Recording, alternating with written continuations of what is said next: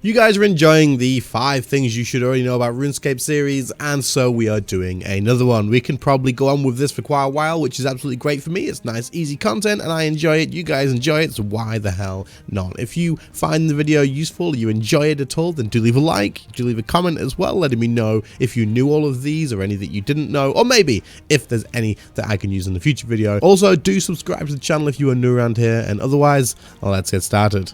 Okay, so for number 1, many people are already going to know that you can actually start equipping your gear and stuff while you are in the bank. You can wear different bits of armor and stuff, and you can change this nice and easy in here by right-clicking the stuff and pressing wear, or you can go to the actual combat tab, the one equipment tab, and anything you click on here will then equip. As you can see, it will change there, and you don't have to worry about putting it in your inventory, closing the bank, all that good stuff, right? So that's one thing, but that's not the reason of this. There's other things you can actually do from the bank as well.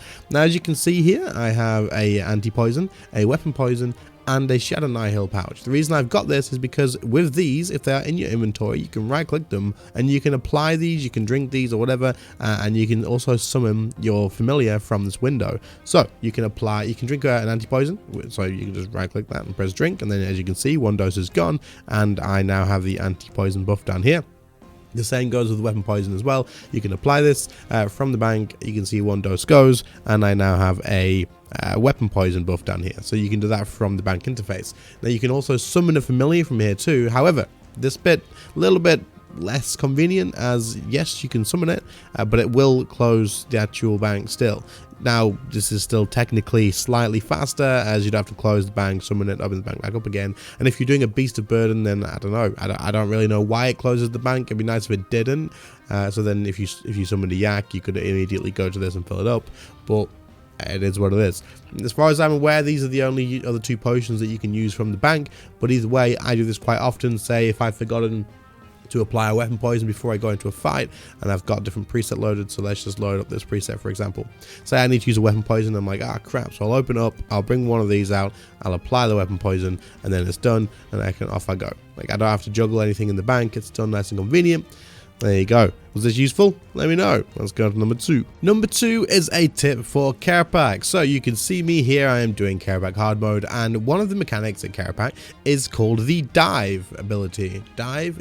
Either way, it's the one where he jumps in the air, dives on top of you, slams onto the ground, and then he will either stun you if you don't have the Pontifex ring, or he will just stay there dealing melee damage to you over time. However, you have to move away from him to stop him from doing this channel thing with the melee damage. Otherwise, he will continue doing it over time and the damage will increase. Now, a lot of people tank this so that you can then try and skip the actual mage mechanic, as you can use things like reflect to reduce the damage you take here. And if you're in Crypt Bloom, it doesn't hurt anywhere near as much as it normally would. So a lot of people tank this so that they don't have to deal with the magic lightning. Right, this is a good idea. However, when he does this, did you know that he actually takes 50% less damage while he's in this state? When he's on the ground like this and he's dealing melee damage to you, he is also taking 50% less damage, meaning this actually does slow down your kill rather than speeding it up.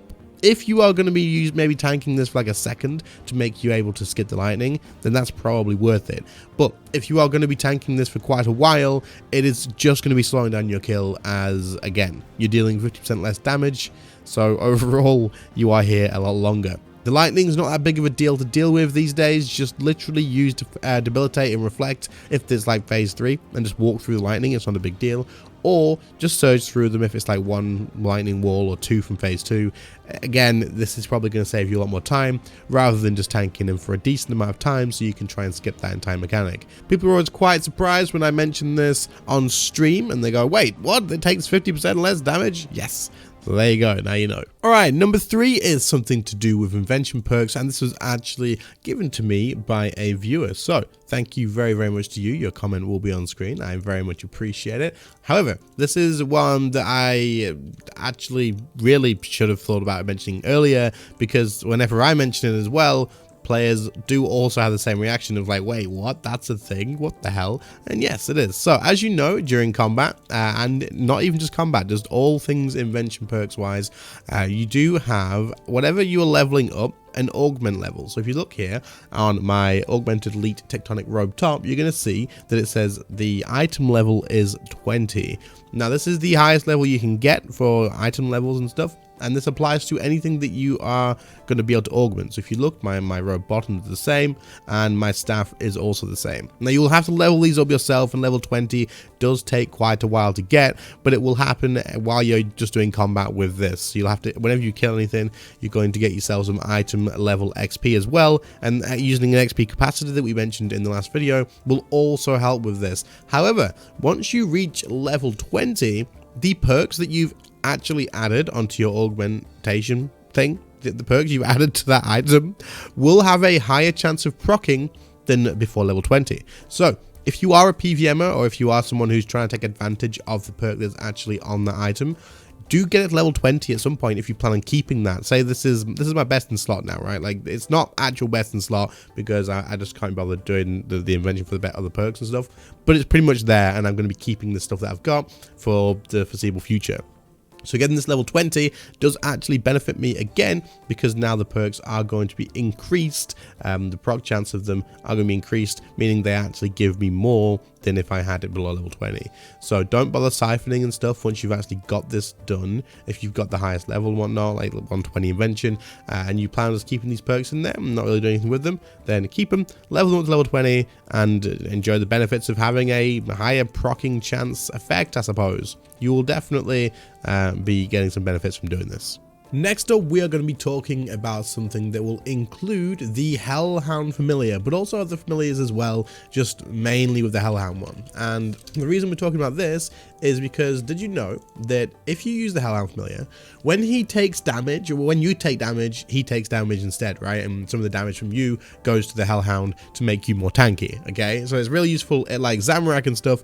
But did you know that when his health drops, you can use the scrolls to heal him, or if you're using magic, which most people will be, I think, if you're using a tank familiar, there's a good chance you're using magic. But even if you're not anyway, you could just bring along the rune pouches, it's not a problem.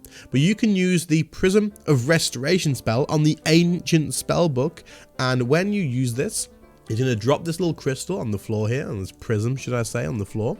And your familiar, or any familiars, even your allies, like your friends and stuff that are with you in the boss fight, their familiars will get healed from this as well. Now, I can't take damage to show you guys this, but this is used at Zamorak quite a lot, rather than taking like spiritual prayer potions and having to spam the scrolls over and over again. You just cast this, and it'll fully heal your Hellhound for you.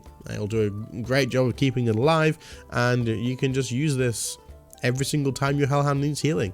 And like I say, anyone else's Hellhound around will get healed as well. And this works for all familiars, so it's not just the Hellhound, but any familiars that's lost any sort of health and stuff, you can heal it with this. I think it's pretty much just the Hellhound that you would want to heal, though.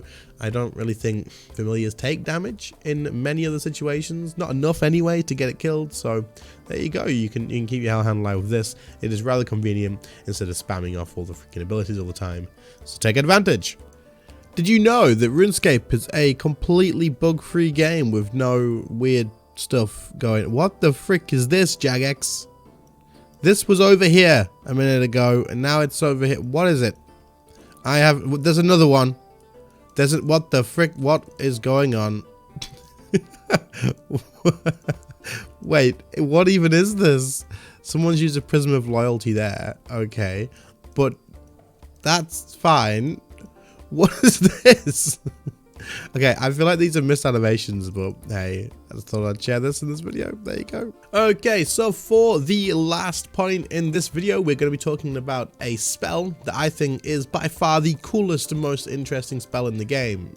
It just is, in my opinion. I think it is freaking epic, and that is the Intercept spell, the Intercept ability, whatever you want to call it. This spell is absolutely super interesting. Now what this does is when you cast it on a target, so we're going to cast it on this person here, you're going to see a little shield. This person is not accepting aid, that is unfortunate. I'm going to cast it on this person here, and you see a little shield goes around them there. They're teleported away, but that's fine. Now what this does is it redirects any damage they take, and it directs it to us instead. So as you can see, the circle's going around this person here, the shield's going around this person, and for the next 10 seconds, any damage they take will come to me instead. So what this means is when you are doing a boss or anything like that with someone who is maybe learning, you can then cast Intercept on them and make their life a lot easier. And maybe if they're struggling with a mechanic, you can deal with that mechanic for them. You intercept them, you stop all the damage coming to them, and it comes to you instead. You use Reflect or Barricade or something like that, and you can help them get through the mechanic. So when I'm taking anyone to learn like a boss or anything like that, especially on stream, I will always keybind Intercept, because then I can help them get through it. Say if you were helping someone get a Kerapac hard mode kill, you can intercept the whole of the last phase, you can intercept the lightning phase, you can intercept whatever you want, and you can take that damage to yourself. However, there's a lot of other ways that you can make this thing useful too. People use it in places like Virago and stuff, or if you're going to use Barricade in a fight at any point, you may as well also intercept your allies, because while you're barricaded, you don't take any damage, so you intercept all of them, and then they all might as well be barricaded as well. One barricade plus intercept on all of your allies and stuff basically means that all your allies are intercepted too, because there's no limit, as far as I can tell, to how many people you can intercept as long as they have accept aid on. So you can just intercept people all over the freaking place, and you can block that damage or negate that damage, and it's all freaking done. It's just a really cool spell in my opinion. I really want to see more stuff like this come into the game. And I wish that bosses took advantage of this sort of thing more. I think this would be really cool to add to sort of the mechanics and stuff, rather than just out DPSing mechanics and whatnot. Having to actually deal with stuff using things like Intercept or using things like Shield Dome, these sort of things, I think could be really, really cool and interesting for the game. We'll have to see what happens in the future. People are using this in certain situations, but it's not necessary. It's just, this is helpful if we do this. So hopefully this sort of thing gets applied. But yeah, what do you think about this one? I find Intercept to be a really freaking cool spell. It is on the Ancient Spell book, so let me know what your thoughts on this one is. Anyway, that brings us to the end of this one. There was 5 more things. Did you know about these things in RuneScape 3 already, or did you not? Hopefully, there were some things in here that you did learn that was new for some people. I'm sure, like I say, a lot of these things are common knowledge. These are things that people should know about, which is why I'm making it, covering the basics. Sometimes it's nice to go back and see if you know all the basics and stuff. And every now and again, you get your mind blown and go, holy crap, what the frick? How did I not know this? Anyway, if you did find anything new in here, let me know in the comments. If you can think of anything else, please do comment it down below. I will use your comment in future videos, and like I did in this one as well. So thank you again to you. But other than that, channel members and Patreon subscribers, guys, thank you so much for the extra support you guys provide to the channel.